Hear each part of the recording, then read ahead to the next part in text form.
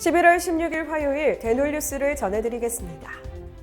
2020년 기준 전국 치과의사 수는 26,978명, 치과위생사 수는 44,727명으로 치과의사 1인당 치과위생사 수는 1.65명인 것으로 나타났습니다.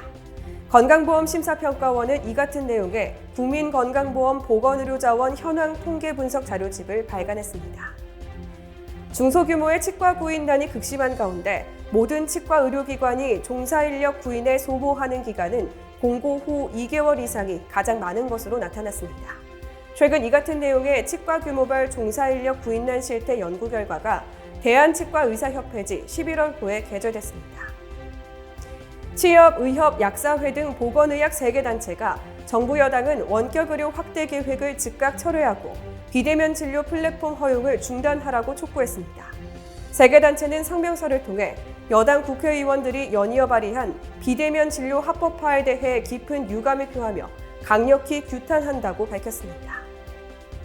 금융당국의 가계대출 관리로 은행권 대출 한도가 축소된 가운데 일부 시중은행이 치과의사를 포함한 전문직 전용 신용대출 상품 판매를 연중 전면 중단해 파동이 커질 수 있다는 우려의 목소리가 나왔습니다.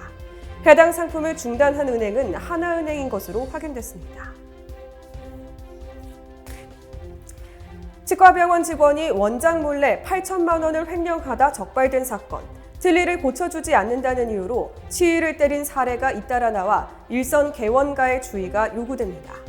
대전지방법원은 업무상 횡령 등으로 기소된 직원 A씨에게 징역 1년에 집행유예 2년을 선고했습니다. 국내 모 커뮤니티에 아빠가 치과의사인 거 숨긴 친구라는 게시물이 수만 건의 조회수를 기록하며 화제에 올랐습니다.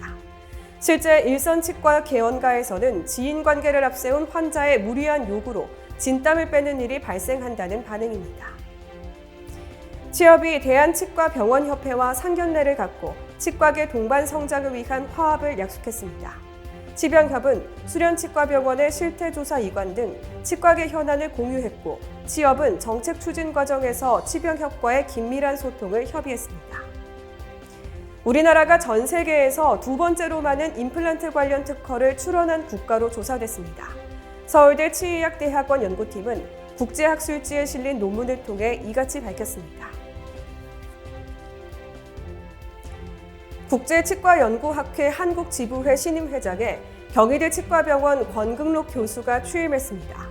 권 신임회장은 취임과 동시에 학술활동 내실화, 융합치의학 심포지엄 정례화 등을 중점 과제로 발표했습니다.